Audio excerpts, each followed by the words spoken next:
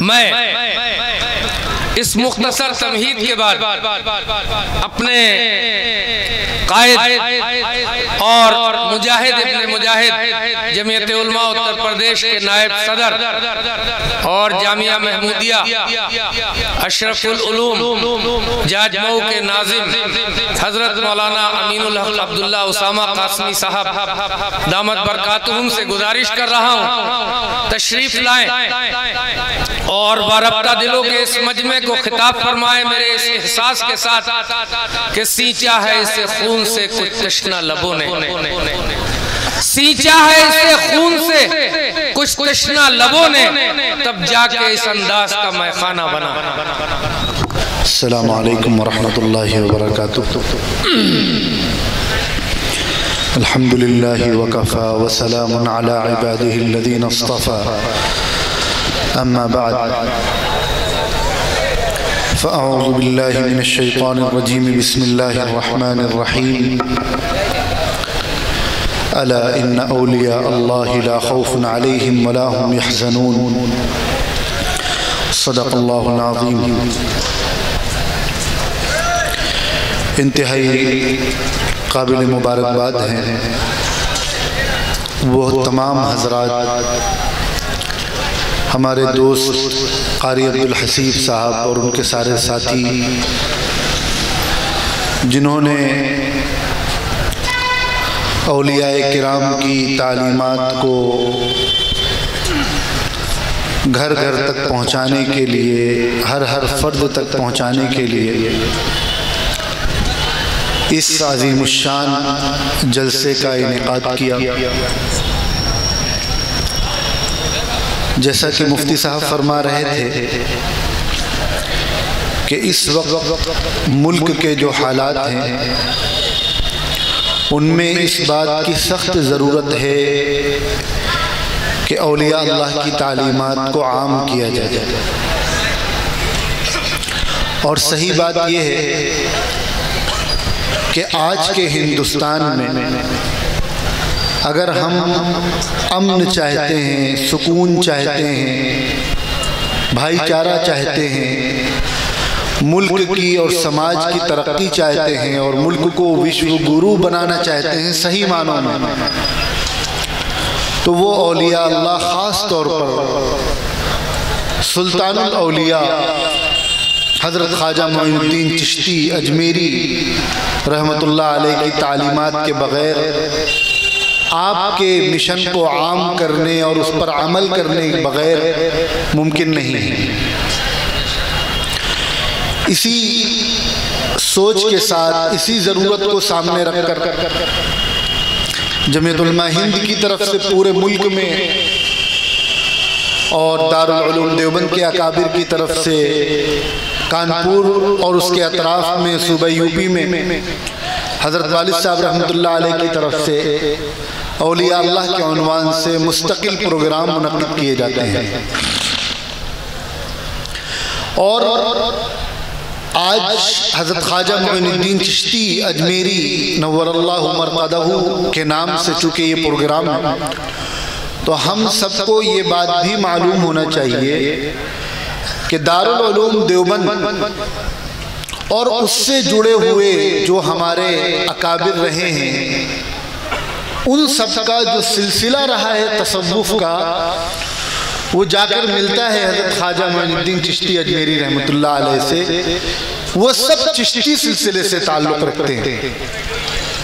اس وقت دارالعلوم دیوبند کے جو محتمم ہیں وہ بھی سلسلے چشتیہ سے تعلق رکھتے ہیں، اور دارالعلوم دیوبند کے جو صدر المدرسین ہیں وہ بھی چشتی سلسلے سے تعلق رکھتے ہیں۔ 4 سلسلے ہیں تصوف کے، چشتیہ، نقشبندیہ، قادریہ، سہروردیہ، ہمارے اکابر دیوبند ویسے تو ان 4 سلسلوں سے بیعت کیا کرتے تھے، لیکن خاص طور پر جو ان کا سلسلہ تھا وہ سلسلہ چشتیہ تھا، جو جا کر ملتا ہے سلطان الاولیاء حضرت خواجہ معین الدین چشتی اجمیری رحمت اللہ علیہ سے۔ لہذا یہ دو باتیں جب جمع ہو جائیں کہ ہمارا ان سے جو تعلق ہے، جو نسبت ہے، وہ بھی جمع ہو جائے، اور پھر ان کے مشن کو گھر گھر پہنچانے کی نیت جمع ہو جائے، تو ان ساری چیزوں کو سامنے رکھ کر آج کے اس اولیاء اللہ کے حوالے سے ہونے والے پروگرام کا تعارف حضرت خواجہ معین الدین چشتی اجمیری رحمۃ اللہ علیہ کے نام سے یہ پروگرام منعقد کیا ہے، جو انتہائی بابرکت ہے، اور جن لوگوں نے اس پروگرام کو طے کیا، تیاریاں کی، محنتیں کی، اور جو حضرات یہاں تشریف لائے وہ تمام حضرات قابل مبارکباد ہیں۔ اللہ تبارک و تعالیٰ آپ سب کی اور تمام محنت کرنے والوں کی محنتوں کو، کوششوں کو قبول فرمائے، اور قیامت تک اولیاء اللہ کا یہ مشن جاری اور ساری رہے۔ ہمارے آپ کے لیے جو سمجھنے کی چیز ہے، چونکہ ابھی جو اصل بیان ہونا ہے وہ آج کے مقرر خصوصی حضرت مولانا انعام احمد صاحب قاسمی کاس گنج سے تشریف لائے ہیں، ان کا خصوصی خطاب ہوگا، اور آپ کو انہیں بھی سننا ہے، موسم بھی ٹھنڈا ہے، تو میری کوشش ہوگی کہ مختصر وقت میں کچھ کام کی باتیں آپ تک پہنچ جائیں جو میرے لیے بھی فائدہ مند ہو اور آپ کے لیے بھی فائدہ مند ہو۔ اللہ تعالیٰ نے اپنی قدرت سے یہ دنیا بنائی، اس پوری کائنات کو بنایا، اور اس میں بے شمار مخلوقات پیدا فرمائی، اور ان تمام مخلوقات میں انسان کو اللہ تعالیٰ نے اشرف المخلوقات بنایا۔ یہ ساری دنیا اللہ تعالیٰ نے انسانوں کے لیے بنائی۔ اس وقت دنیا میں جو کچھ ہے، کہیں نہ کہیں انسان اس سے فائدہ اٹھا رہا ہے، وہ چیزیں انسان کے کنٹرول میں ہیں، اور انسان کو اللہ تعالیٰ نے اپنے لیے بنایا، اور قرآن کریم میں اس بات کا اعلان فرمایا کہ ہم نے انسانوں اور جناتوں کو اپنی عبادت کے لیے پیدا کیا ہے۔ اب جب انسان کا مقصد اللہ تعالیٰ نے بتا دیا کہ اس کا مقصد اللہ کی عبادت ہے، تو اب اللہ کی عبادت کیسے کرنی ہے، اللہ کون ہے، اللہ کا کیا تعارف ہے، کیا انٹروڈکشن ہے، اور عبادت کا کیا طریقہ ہے، کس طرح زندگی گزارنی ہے، ان تمام چیزوں کو سمجھانے کے لیے، بتلانے کے لیے اللہ تعالیٰ نے نبیوں کا سلسلہ شروع کیا۔ انسانوں میں سے ہی اللہ تعالیٰ اپنے کچھ مخصوص بندوں کو منتخب کرتے، انہیں اپنا میسنجر بناتے، اپنی بات پہنچانے والا بناتے، اور ان تک اللہ تعالیٰ اپنا پیغام پہنچاتے۔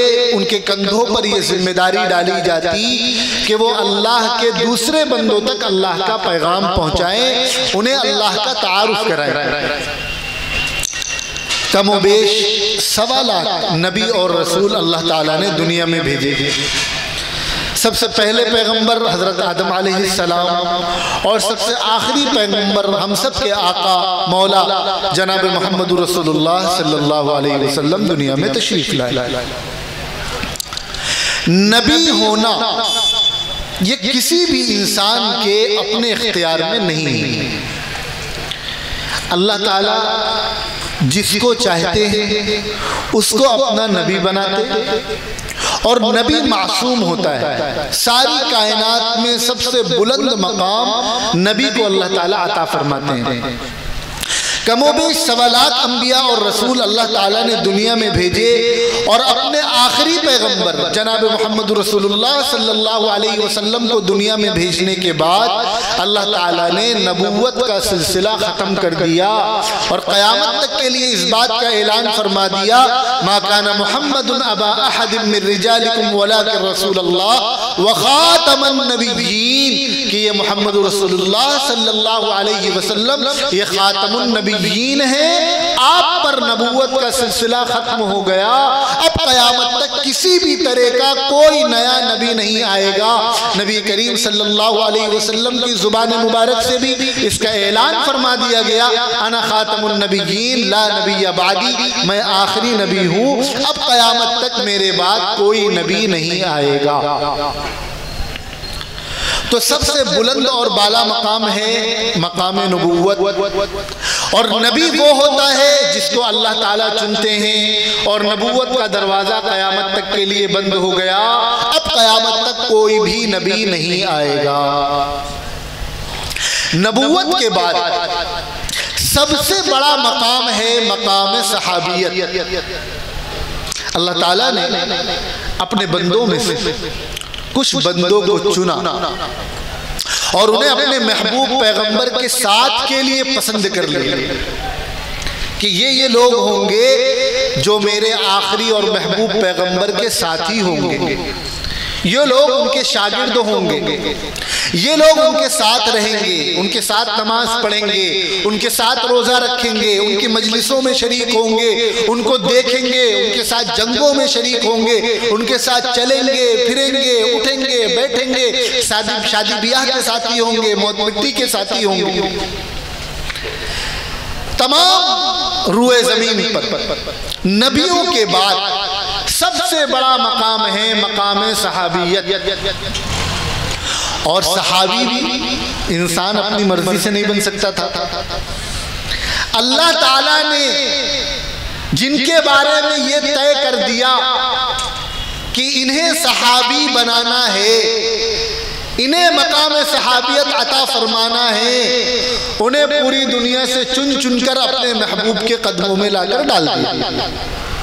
اب جس نے بھی ایمان کی حالت میں محمد رسول اللہ صلی اللہ علیہ وسلم کو دیکھا اور ایمان کی حالت میں دنیا سے چلا گیا، چاہے اس نے ایک وقت کی بھی نماز نہ پڑھی ہو، چاہے اس نے کوئی ایک روزہ بھی نہ رکھا ہو، چاہے اس نے پلک جھپکنے کے برابر بھی سجدہ نہ کیا ہو اللہ کو، پوری زندگی چاہے اس نے نبی کی دشمنی میں گزار دی ہو، کوئی اچھا کام نہ کیا ہو، لیکن اس نے ایمان کی حالت میں محمد رسول اللہ صلی اللہ علیہ وسلم کا دیدار کیا اور ایمان کی حالت میں دنیا سے چلا گیا، چاہے دیدار کرنے کے فوراً بعد چلا گیا ہو، اب ساری دنیا مل کر بھی اس کے پیر کے دھول کے برابر بھی نہیں ہو سکتی۔ یہ ہے مقام صحابیت۔ اور جب محمد رسول اللہ صلی اللہ علیہ وسلم اس دنیا سے پردہ فرما گئے تو اب یہ صحابیت کا دروازہ بھی بند ہو گیا۔ اب چاہے کوئی خواب میں دیکھے یا نہ دیکھے، اب قیامت تک کوئی صحابی نہیں بن سکتا۔ جس طرح اللہ نے نبوت کا دروازہ بند کر دیا، اس طرح اللہ نے صحابیت کا دروازہ بھی بند کر دیا۔ اب تیسرا نمبر آتا ہے ولایت کا۔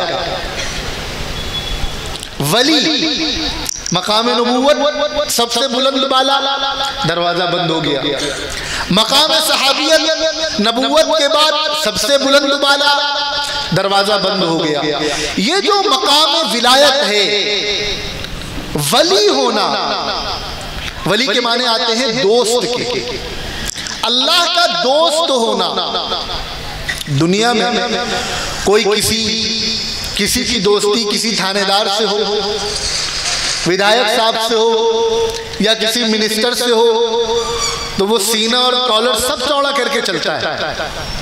لوگ اس کو نقصان پہنچانے سے ڈرتے ہیں، اس سے الجھنے سے ڈرتے ہیں، سماج میں اس کی بات مانی جاتی ہے، اس کو عزت دی جاتی ہے۔ جب دنیا میں کسی کا کسی بڑے آدمی سے تعلق ہو جائے تو پھر اس کا مقام بڑھ جاتا ہے، دیگر لوگ اس کی عزت کرنے لگتے ہیں۔ تو جو اللہ کا دوست ہو جائے، جسے اللہ اپنا دوست بنا لے، اس کے مقام و مرتبے کا کیا پوچھنا۔ یہ جو مقام ولایت ہے، اللہ کا دوست ہونا، اس کا دروازہ اللہ تعالیٰ نے قیامت تک کے لیے کھلا رکھا ہے۔ اب جو چاہے وہ مرد ہو یا عورت ہو، چاہے وہ پڑھا لکھا ہو یا جاہل ہو، چاہے وہ بوڑھا ہو کہ جوان ہو، اور چاہے وہ بچہ ہی کیوں نہ ہو، پھر وہ چاہے شہر کا رہنے والا ہو یا دیہات کا رہنے والا ہو، قیامت تک ہر کسی کے لیے ولایت کا دروازہ کھلا ہوا ہے. جس کا دل چاہے وہ اپنی زندگی کو بدلے اور اللہ کا ولی بن جائے, اللہ کا دوست بن جائے. کیوں بھائی؟ ہمارے اندر یہ خواہش نہیں ہے کہ ہم اللہ کے دوست بنیں. عام طور پر ہمارے ذہنوں میں یہ ایک تصور بیٹھا ہوا ہے کہ جس طرح مقام نبوت خاص مقام ہے, ہر کسی کو نہیں مل سکتا. مقام صحابیت ایک خاص مقام ہے, ہر کسی کو نہیں مل سکتا. اسی طرح مقام ولایت بھی ایک خاص مقام ہے, ہر کسی کو نہیں مل سکتا.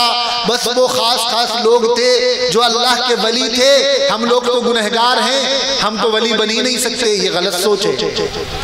ہر انسان اللہ کا ولی بن سکتا ہے. ولی بننے کے لیے کیا کرنا پڑے گا؟ سب سے پہلے تو ہمیں اپنے اندر شوق پیدا کرنا پڑے گا کہ ہم اللہ کے دوست بن جائیں. دیکھیے ایک بات سمجھیے, جنت میں صرف اللہ کے دوست جائیں گے. جنت میں وہ شخص نہیں جائے گا جو اللہ کا دوست نہ ہو.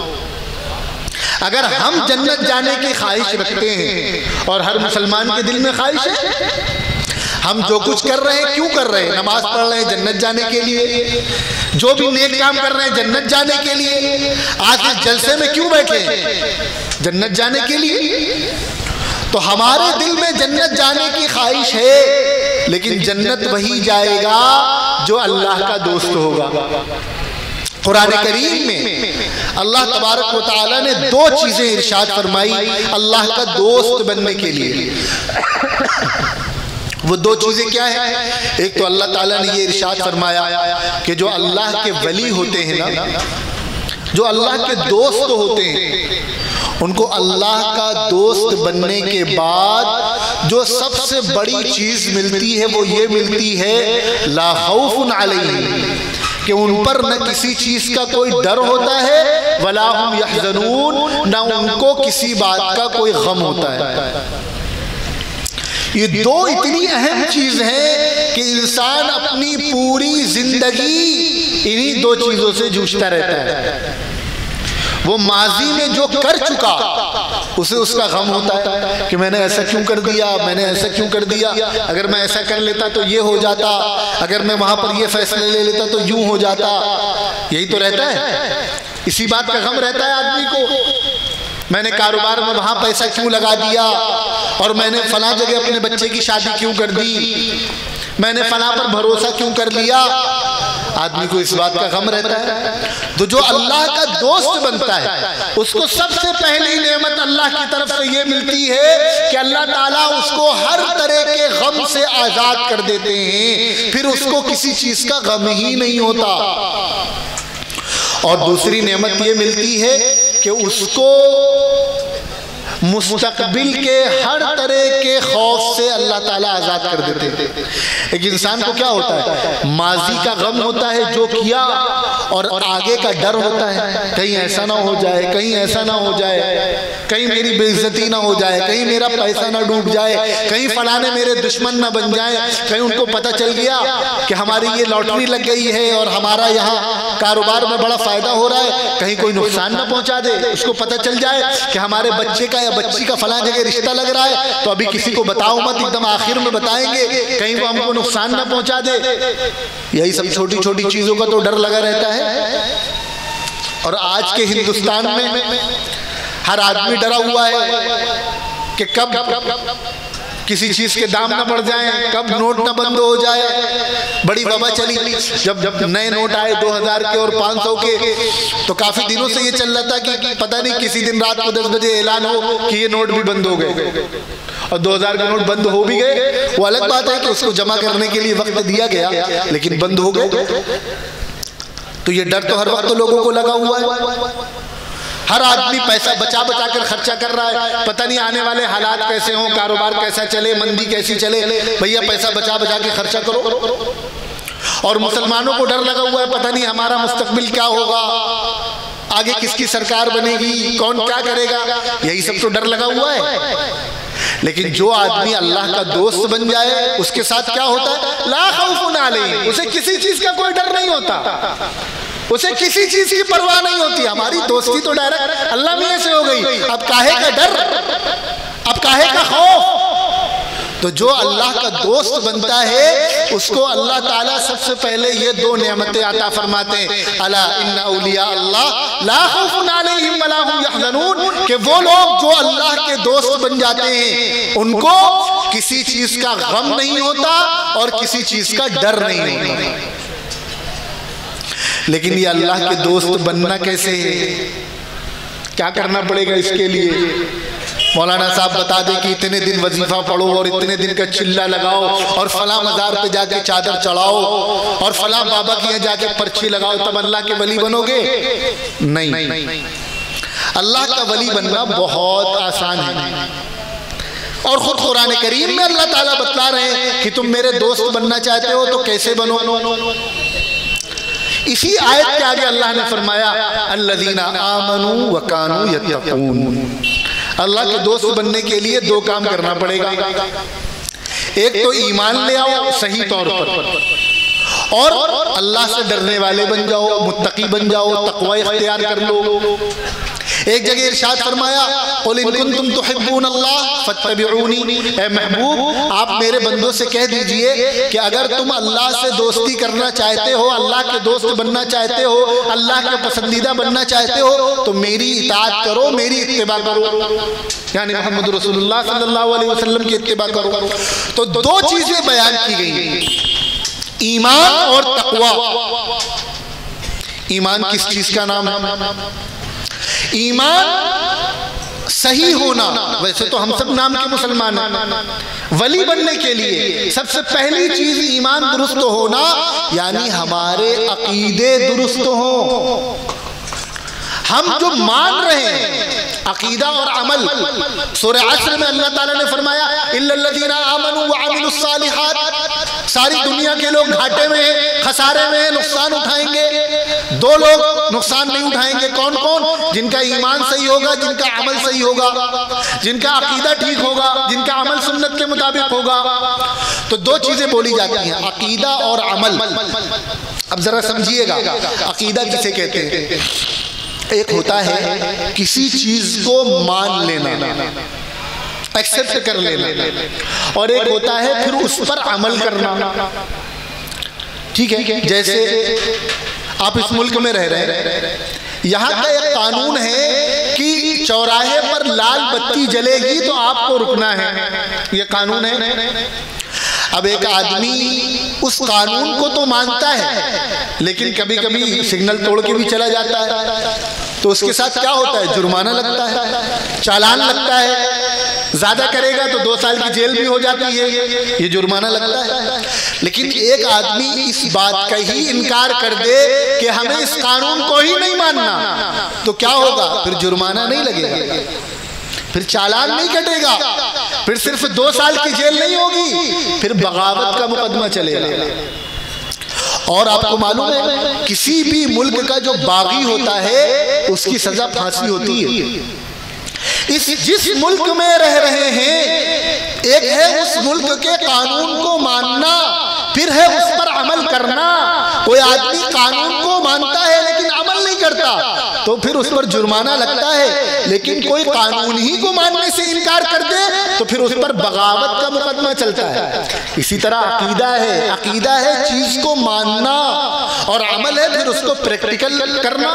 جیسے نماز فرض ہے, اب ایک مسلمان ہے جو نماز چھوڑ دیتا ہے کبھی کبھی یا نہیں پڑھتا, لیکن وہ یہ مانتا ہے کہ ہاں نماز پڑھنا ضروری ہے, نماز میرے اوپر فرض ہے, تو یہ شخص گنہگار تو ہوگا لیکن مسلمان رہے گا. کیوں؟ کیونکہ اس کا عقیدہ ٹھیک ہے. ایک شخص ہے گنہگار ہے, روزہ نہیں رکھتا, رمضان میں بھی کھاتا پیتا رہتا ہے, لیکن وہ یہ مانتا ہے کہ روزہ رکھنا میرے اوپر فرض ہے, روزہ رکھنا ضروری ہے, روزہ نہیں رکھیں گے تو گناہ پڑے گا. تو یہ اس کا عقیدہ ٹھیک ہے, یہ گنہگار ہے تو گناہ پڑے گا. لیکن اگر کوئی شخص نعوذ باللہ نماز کا انکار کر دے کہ ہم نماز کو نہیں مانتے, تو وہ ایمان سے باہر ہو جائے گا, ایمان کا باغی ہو جائے گا. کوئی روزے کا انکار کر دے تو یہ عقیدے کا انکار ہے، وہ شخص ایمان کا باغی ہو جائے گا۔ تو عقیدے کا مطلب ہوتا ہے کسی چیز کو ماننا، اور عقیدے کی کتنی اہمیت ہے کہ عقیدے کے بغیر ہمارا کوئی بھی عمل قابل قبول نہیں ہے اللہ کے یہاں۔ جیسے میں آپ کو آسان سے مثال سے سمجھاؤں کہ جیسے آپ ایک کاغذ میں زیرو لکھیں، زیرو، اس کی کوئی ویلیو ہے؟ دیکھیں آپ بھی بولتے رہیں گے تو ہمیں بات کرنے میں مزہ آئے گا، یہ نہیں چلے گا کہ ہم تو بولیں، ایک تو اتنی دور سے سفر کر کے آئے اتنی ٹھنڈک میں، پھر اکیلے ہم ہی بولیں اور آپ خاموش بیٹھے سنتے رہے، دونوں لوگ بولیں گے تبھی تو ٹھیک رہے گا۔ تو عقیدے کی اہمیت، ایک کاغذ پر آپ نے زیرو لکھا، پھر ایک اور زیرو لکھا، پھر تیسرا زیرو لکھا، 50 زیرو لکھ ڈالے، اس زیرو کی کوئی اہمیت ہے؟ کوئی اہمیت نہیں۔ اب اس کے نیچے اوپر آپ نے 10 زیرو لکھے اور نیچے صرف ایک زیرو لکھا، اور اس ایک زیرو کے شروع میں آپ نے ایک بڑھا دیا، تو یہ 10 زیرو کی اہمیت زیادہ ہے یا اس ایک زیرو کی؟ ایک زیرو کی اہمیت زیادہ ہے نا۔ یہی معاملہ عقیدے اور عمل کا ہے۔ عمل جو ہے نا وہ اس زیرو کی طرح ہے، اور عقیدہ وہ اس ایک کی طرح ہے جو آپ نے زیرو کے شروع میں بڑھایا۔ عقیدہ خراب ہو، عقیدہ گڑبڑ ہو، پوری زندگی نماز پڑھتے رہو، پوری زندگی روزے رکھتے رہو، پوری زندگی سجدے کرتے رہو، جس طرح اس زیرو کی کوئی ویلیو نہیں، اس طرح اس عمل کی بھی کوئی ویلیو نہیں۔ اور اگر عقیدہ درست ہو، صحیح عقیدے کے ساتھ، صحیح ایمان کے ساتھ ایک نماز بھی پڑھو گے تو اللہ کی نگاہ میں قابل قبول ہوگی۔ تو یہ ہے عقیدے کا معاملہ۔ اب اللہ کا ولی بننے کے لیے پہلا کام قرآن کہہ رہا ہے کہ تمہارا ایمان ٹھیک ہو، تمہارا عقیدہ ٹھیک ہو۔ عقیدے میں بنیادی چیزیں تین ہیں: عقیدہ توحید، عقیدہ رسالت، عقیدہ آخرت۔ کیا کیا ہے؟ ایک بار میرے ساتھ آپ لوگ ریپیٹ کیجئے: عقیدہ توحید، عقیدہ رسالت، عقیدہ آخرت۔ عقیدہ توحید کیا ہے؟ عقیدہ توحید یہ ہے کہ اللہ تعالیٰ کو سب سے بڑا مانا جائے، اللہ کو یکتا مانا جائے، کہ اللہ تعالیٰ سب سے بڑے ہیں، اللہ تعالیٰ نے یہ دنیا بنائی ہے، اللہ تعالیٰ نے ہمیں پیدا کیا ہے، اللہ تعالیٰ کا کوئی شریک نہیں ہے۔ اس دنیا کے نظام کو چلانے میں، اس دنیا کے سسٹم کو چلانے میں اللہ نہ کسی کے محتاج ہیں، نہ کوئی اللہ کا پارٹنر ہے۔ تنہا اللہ اس کائنات کے مالک ہیں اور اکیلے وہ اس نظام کو چلا رہے ہیں۔ بارش اللہ خود برساتے ہیں، اولاد اللہ دیتے ہیں، اچھے برے کا فیصلہ اللہ کرتے ہیں، کاروبار میں برکت اللہ دیتے ہیں۔ دنیا میں جو کچھ ہوتا ہے وہ اللہ کے قبضے قدرت میں ہے اور اللہ کے فیصلے سے ہوتا ہے۔ نہ کوئی دوسرا خدا ہے اور نہ کوئی اللہ کا پارٹنر ہے۔ تنہا اللہ مالک ہے ہر چیز کے، سب سے بڑے اللہ ہیں۔ یہ ہو گیا عقیدہ توحید۔ اب دوسرے نمبر پر آتا ہے عقیدہ رسالت۔ عقیدہ رسالت کیا ہے؟ اللہ تعالیٰ نے جتنے نبی اور رسول بھیجے، ہمیں ان کی تعداد معلوم ہو یا نہ معلوم ہو، ہمیں ان کا نام معلوم ہو یا نہ معلوم ہو، ہم ان کو جانتے ہو یا نہ جانتے ہو، ہمارا یہ ایمان ہے کہ اللہ نے جتنے نبی اور رسول بھیجے وہ سب سچے تھے، وہ سب برحق تھے۔ بھائی دل نہ لگ رہا ہو تو بتا دیجئے، ہم اپنی بات مکمل کر دیں۔ اللہ کے دوست بننا چاہتے ہیں کہ نہیں بننا چاہتے؟ تو اللہ تعالیٰ جو طریقہ بتلا رہے ہیں دوست بننے کا وہ تو سن لو۔ اللہ تعالیٰ ہم سب کو اپنا دوست بنا لے۔ تو عقیدہ رسالت یہ بہت بنیادی عقیدہ ہے، تمام نبیوں اور رسولوں پر ایمان لانا، اور یہ عقیدہ رکھنا کہ نبیوں میں سب سے آخری نبی جناب محمد رسول اللہ صلی اللہ علیہ وسلم ہیں۔ آپ پر نبوت کا دروازہ بند ہو گیا، اب قیامت تک کسی بھی طرح کا کوئی بھی نیا نبی دنیا میں نہیں آئے گا، حتیٰ کہ قیامت کے قریب حضرت عیسیٰ علیہ السلام تشریف لائیں گے تو وہ اپنی نبوت کے ساتھ نہیں آئیں گے۔ تمام نبیوں نے یہ خواہش کی تھی، یہ دعا مانگی تھی. ہر نبی نے یہ دعا مانگی تھی کہ اللہ مجھے اپنے آخری اور محبوب نبی کا امتی بنا دے. ہر نبی نے یہ دعا مانگی تھی، لیکن یہ دعا قبول ہوئی ہے سیدنا حضرت عیسیٰ علیہ السلام کی کہ اللہ تعالیٰ نے انہیں زندہ آسمانوں میں اٹھا لیا. اب قیامت کے قریب اللہ تعالیٰ حضرت عیسیٰ علیہ السلام کو دنیا میں بھیجیں گے اور وہ ہوں گے تو نبی اللہ کے، لیکن نبوت کے ساتھ نہیں آئیں گے، نبی ہونے کی حیثیت سے نہیں آئیں گے، وہ نبی حضور کے امتی ہونے کی حیثیت سے آئیں گے. تو یہ عقیدہ کہ حضور آخری نبی ہیں، اب قیامت تک کسی بھی طرح کا کوئی نیا نبی نہیں آئے گا. عقیدہ رسالت میں ایک چیز ہے کہ حضور اکرم صلی اللہ علیہ وسلم جو چیزیں لے کر آئے ان سب پر ایمان لانا. ہمارا یہ ایمان ہونا چاہیے کہ جس طرح قرآن پر ایمان لانا ضروری ہے مسلمان ہونے کے لیے، اس طرح حضور کی احادیث پر بھی ایمان لانا ضروری ہے. ٹھیک ہے، جب ہم اصول کی بحث پڑھیں گے تو فرق ہے، لیکن ایمان لانے میں دونوں برابر ہے. جس طرح قرآن یہ وحی ہے اس طرح حدیث بھی وحی ہے. بس فرق اتنا ہے کہ قرآن کے الفاظ اور قرآن کے معانی یہ دونوں اللہ کی طرف سے ہیں، اور حدیث میں قرآن کے الفاظ یہ محمد رسول اللہ صلی اللہ علیہ وسلم کے ہیں اور اس کا مطلب یہ اللہ تعالیٰ کا ہے. اور عقیدہ رسالت میں ہی ایک چیز میں اور شامل کر دوں، نبی کریم صلی اللہ علیہ وسلم کو آخری نبی ماننا، آپ کی احادیث پر ایمان لانا، اور تیسری چیز آپ کی جو جماعت ہے صحابہ کرام کی، ہم ان کو جانتے ہو نہ جانتے ہو، یہ عقیدہ رکھنا کہ ہر صحابی جنتی ہے. جس شخص کو مقام صحابیت حاصل ہو گیا اب اسے جنت میں جانا ہے، اور وہ پوری زمین دنیا سے پوری کائنات سے افضل ہو گیا. اب اس کے بارے میں انگلی نہیں اٹھائی جا سکتی، اس کے بارے میں کلام نہیں کیا جا سکتا. اب وہ جنتی ہے، ہمیں جنت ملے گی تو ان کی عزت، ان کا احترام ان کی عقیدت کے ساتھ ہی ملے گی. اور تیسری چیز ہے عقیدہ آخرت. عقیدہ آخرت کیا ہے؟ اللہ تعالیٰ نے ایک مختصر وقت کے لیے ہمیں دنیا میں بھیجا ہے. ایک وقت آئے گا جب ہم مر جائیں گے، پھر جب ساری دنیا اللہ تعالیٰ فنا کر دیں گے، پھر میدان محشر قائم ہوگا، وہاں صحیح غلط کا فیصلہ کیا جائے گا اور جنت جہنم ہوگی. یہ عقیدہ رکھنا. تو ایمان میں یہ بنیادی عقیدے ہو گئے. عمل، تقوی، اللہ کا ڈر، یہ کیا چیز ہے؟ حضرت مولانا تشریف لا چکے، مجھے بہت زیادہ دیر گفتگو نہیں کرنی. تو اللہ کے دوست بننے کے لیے پہلی چیز ہے عقیدہ درست ہو. غلط عقیدے کے ساتھ کوئی اللہ کا دوست نہیں بن سکتا، اور جنت میں صرف اللہ کے دوست جائیں گے. اور دوسری چیز ہے تقوی، اللہ کا ڈر.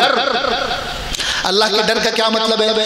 ہر وقت چلتے پھرتے اٹھتے بیٹھتے بولتے کھاتے پیتے کچھ بھی کرتے ہوئے یہ بات ذہن میں رہے کہ ہمیں اللہ دیکھ رہے ہیں، ہمیں اللہ کو جواب دینا ہے. ایک بات اچھی طریقے سے سمجھ لیجئے، تقوی کا صرف یہ مطلب نہیں ہے کہ ہم سے کوئی گناہ نہ ہو. نبی معصوم ہوتے ہیں، ایسا آدمی جس سے گناہ نہ ہو، یہ وصف، یہ صفت تو صرف نبیوں کی ہے. گناہ تو انسان سے ہوگا. بڑے سے بڑا آدمی، بڑے سے بڑا پیر، بڑے سے بڑا عالم، بڑے سے بڑا شیخ یہ دعویٰ نہیں کر سکتا کہ ہم سے گناہ نہیں ہو سکتا. گناہ ہر کسی سے ہو سکتا ہے. تقوی کا مطلب یہ ہے کہ گناہ ہو جائے تو فوراً توبہ کرنا. دن میں 100 بار گناہ ہو تو 100 بار توبہ کرنا، یہ ہے تقوی کا مطلب. ایک صاحب نے کسی اللہ والے سے، غالباً حضرت تھانوی سے کہا کہ بار بار توبہ کرنے میں شرم آتی ہے، کہ بار بار گناہ کریں، بار بار توبہ کریں، بار بار گناہ کریں، بار بار توبہ کریں، اچھا نہیں لگتا. اللہ میاں کیا سوچیں گے؟ اس کے بعد میرے پاس بس یہی ہے کام بچا ہے کہ یہ نافرمانی کرتا رہے اور اب اسے معاف کرتے رہے. تو بار بار توبہ کرنے میں شرم آتی ہے. ان بزرگ نے کیا ہی پیاری بات کہی، کہنے لگے بار بار گناہ کرنے میں شرم نہیں آتی. یعنی بار بار گناہ کرنے میں شرم نہیں آتی، لیکن بار بار توبہ کرنے میں شرم آتی ہے. اس لیے ہر وقت چلتے پھرتے ہم سے کوئی گناہ ہو جائے، راستے میں چل رہے کہیں بد نظری ہو گئی، کہیں گانا بج رہا تھا ہم نے سن لیا، کوئی بھی گناہ کہیں ہم نے جھوٹ بول دیا، جب گناہ ہو فوراً سچے دل کے ساتھ اللہ کی طرف رجوع کرے اور اللہ سے معافی مانگ لے. اللہ تعالیٰ میں انسان ہوں، کمزور ہوں، شیطان بہت طاقتور ہے، اس نے مجھے بہکا دیا، مجھ سے یہ غلطی ہو گئی، آپ مجھے معاف کر دیے، آئندہ یہ غلطی نہیں ہوگی. پھر غلطی ہو جائے پھر معافی مانگ لو، پھر غلطی ہو جائے پھر معافی مانگ لو. یہ ہے تقویٰ کا مطلب. گناہ نہ ہونا یہ بھی تقویٰ ہے، اور گناہ ہوتے ہی اللہ سے معافی مانگ لینا یہ بھی تقویٰ ہے. تو ولی بننے کے لیے ایک تو ایمان عقیدہ درست ہو، دوسرے اللہ کا ڈر دل میں ہو، اور تیسری چیز دوسری جگہ پر قرآن کریم نے بتلائی، فَاتَّبِعُونِی. اللہ کا دوست بننے کے لیے محمد رسول اللہ صلی اللہ علیہ وسلم کی اتباع کرنا. نبی کی اتباع کا کیا مطلب ہے؟ نبی کی اتباع کا یہ مطلب ہے کہ اپنے آپ کو نبی کے طریقے پر ڈھال دینا، کہ ہماری پوری زندگی اب نبی کے بتلائے ہوئے طریقے کے مطابق چلے گی. ہمارا چہرہ ویسا ہوگا جیسا نبی کو پسند تھا، ہمارا لباس ویسا ہوگا جیسا نبی کو پسند تھا، ہماری چال ڈھال ویسی ہوگی جیسی نبی کو پسند تھی، ہماری گفتگو ویسی ہوگی جیسی نبی کو پسند تھی، ہمارے معاملات ویسے ہوں گے جیسے نبی کو پسند تھے. کاروبار ہم کریں گے تو ایسے کریں گے جیسے نبی چاہتے تھے، شادی بیاہ ہم کریں گے تو ویسے کریں گے جیسے نبی چاہتے تھے. ہمارا چلنا پھرنا، اٹھنا بیٹھنا، کھانا، ہر وقت ہمارے ذہن میں یہ بات رہے کہ ہمیں نبی کی اتباع کرنی ہے اور نبی کے طریقے پر چلنا ہے. اور معلوم ہے نبی کریم صلی اللہ علیہ وسلم نے کوئی لمحہ ایسا نہیں چھوڑا جب آپ نے ہمارے لیے کوئی نہ کوئی نمونہ نہ چھوڑا ہو. ہم یہاں بیٹھے ہیں، گفتگو کر رہے ہیں، مجمع میں بیٹھنا کیسے یہ طریقہ بھی حضور نے بتلایا ہے. آپ کو دنیا کے کسی بھی مذہب میں یہ چیز نہیں ملے گی. بولنا کیسے ہے، کتنی زور سے بولنا ہے، کیسی گفتگو کرنی ہے، کتنی نرم کرنی ہے اور کتنی گرم کرنی ہے، یہ سارا طریقہ محمد رسول اللہ بتلا کر گئے. اسی طرح حتیٰ کہ حضور نے ہم کو یہ تک بتلایا ہے کہ استنجا کیسے کرنا ہے. یعنی یہ وہ چیزیں ہیں جو دنیا والوں کو بتلانے کی ہیں کہ ہمارے نبی نے ہمیں یہ چیزیں سکھائی. حضور نے ہمیں یہ تک بتلایا ہے کہ کنگھی کیسے کرنی ہے اور سر میں تیل کیسے لگانا ہے. دنیا میں ہے کوئی مذہب جو اپنے ماننے والوں کو یہ بھی بتلائے؟ حضور نے ہمیں یہ بتلایا ہے کہ کپڑا پہننے کا طریقہ کیا ہونا چاہیے. دنیا میں کوئی مذہب نہیں ہے جو اپنے ماننے والوں کو یہ بتلائے. ایک موقع پر کفار نے صحابہ کرام سے پوچھا کہ تمہارے پیغمبر تمہیں اتنی چھوٹی چھوٹی چیزیں بھی بتلاتے ہیں؟ انہوں نے سینہ چوڑا کر کے کہا ہاں ہمارے پیغمبر ہمیں یہ چھوٹی چھوٹی چیزیں بھی بتلاتے ہیں. وقت تو نہیں ہو رہا زیادہ ہو رہا ہے. تو انہوں نے سینہ چوڑا کر کے کہا کہ ہمارے پیغمبر ہم کو یہ چھوٹی چھوٹی چیزیں بھی بتلاتے ہیں. تو نبی کی اتباع کا مطلب صرف یہ نہیں ہے کہ ہم نے 5 ٹائم کی نماز پڑھ لی، رمضان آیا تو روزہ رکھ لیا، حج عمرہ کرنے چلے گئے، صدقہ خیرات کر دی، مدرسوں کو چندہ دے دیا، جماعت میں نکل گئے، علماء سے محبت کر لی. صرف یہ نہیں، زندگی کا ایک لمحہ یہ نبی کے طریقے کے مطابق ہو. یہ ہے فَاتَّبِعُونِی. تو اللہ کے دوست بننے کے لیے 3 چیزیں: عقیدہ ٹھیک ہو، عمل ٹھیک ہو، تقویٰ ہو، اللہ کا ڈر ہو، اللہ کا خوف ہو، اور نبی کی اتباع ہو. اور بھی بہت ساری چیزیں ہم کہنا چاہتے تھے آپ سے. ایک چیز صرف عرض کر اس کے بعد بس 5 منٹ میں اپنی بات ختم کریں گے. ولی بننے کے لیے معاملات کا درست ہونا بہت ضروری ہے. صرف عبادت کافی نہیں ہے، معاملہ ٹھیک ہونا. بہت بڑے حاجی صاحب ہیں، ہر سال حج کرنے جاتے ہیں لیکن کسی کا مال دبائے بیٹھے. بہت بڑے دیندار ہیں، جماعت میں بھی جا رہے ہیں، مدرسوں کو بھی چندہ دے رہے ہیں، لیکن بہن کا وراثت میں حصہ نہیں دیا، بہن کا حصہ مارے بیٹھے. ایسا شخص اللہ کا دوست نہیں بن سکتا، اور جنت میں صرف اللہ کے دوست جائیں گے. یہ بات بھی سمجھ میں. تو معاملات اگر کسی کے گڑبڑ ہوں اور اس کے بعد وہ یہ سوچے کہ ہم اللہ کے ولی بن جائیں گے سجدہ کرنے سے، ایسے سجدے اللہ تعالیٰ کو قابل قبول نہیں. اللہ تعالیٰ کے نزدیک ہر کسی کا حق ادا کرنا، گھر والوں کا حق ادا کرنا، گھر کے باہر والوں کا حق ادا کرنا۔ اگر ہم نے اپنا گھر بنایا اور سرکاری زمین پر چبوترا نکال رکھا ہے، قبضہ کر رکھا ہے، اور ہم یہ سوچیں کہ ہم اللہ کے ولی بن گئے، نہیں بن پائیں گے، یہ چوری کی زمین ہے۔ اگر ہم راستہ چلتے ایسی جگہ پر نماز پڑھ رہے ہیں جہاں واقعی دوسروں کو چلنے پھرنے میں دشواری ہو رہی ہے، تو یاد رکھیے شریعت ایسی نماز پڑھنے سے بھی منع کرتی ہے، ایسی جگہ پر نماز پڑھنے سے۔ ہاں بلا وجہ کسی کے پیٹ میں درد ہو تو الگ بات ہے، لیکن ایسی کوئی جگہ ہو جہاں واقعی لوگوں کو آمد و رفت میں دشواری ہو رہی ہے۔ اگر کوئی بہت دیندار ہے، بہت دین کا کام کر رہا ہے، لیکن اپنے گھر والوں کے حق ادا نہیں کر رہا ہے، تو وہ اللہ کا ولی نہیں بن پائے گا۔ سن لو کان کھول کے، گھر میں ماں بیمار ہے اور ہم سوچے کہ ہم بڑے دین کے کام سے جا رہے ہیں، اللہ کے نزدیک قبول نہیں ہے۔ ماں کی خدمت کرو۔ بیوی پیٹ سے ہے، بیوی کو تمہاری ضرورت ہے، تم بیوی کو چھوڑ کر جا رہے ہو، اللہ کے نزدیک قبول نہیں ہے۔ تم ہوگے بہت بڑے مولانا صاحب اور بہت بڑا مدرسہ چلا رہے ہوگے، اللہ کے نزدیک قابل و قبول نہیں ہے۔ تم نے اپنی بہن کا وراثت میں حصہ نہیں دیا اور بہنوں سے کہہ دیا کہ ہم نے تمہاری شادی میں اتنا جہیز دے دیا تھا، اب وراثت میں حصہ نہیں دیں گے، تم اللہ کے دوست کبھی نہیں بن پاؤ گے۔ تم نے کسی سے قرض لے رکھا ہے، اب تمہارے پاس پیسے آ گئے، خوب خرچہ کر رہے ہو، نیا موبائل لے لیا، نئی گاڑی نکال لی اور خوب دعوتیں اڑا رہے ہو، لیکن اس کا قرضہ نہیں ادا کر رہے ہو، تو تمہارے سجدے تمہیں اللہ کا دوست نہیں بنائیں گے۔ کسی کا دل دکھا دیا، کسی کی غیبت کر دی، چغل خوری کر دی، کسی کا دل دکھا دیا بلا وجہ، اس کے بعد ہم سوچے کہ ہم اللہ کے دوست بن جائیں گے، نہیں بن پائیں گے۔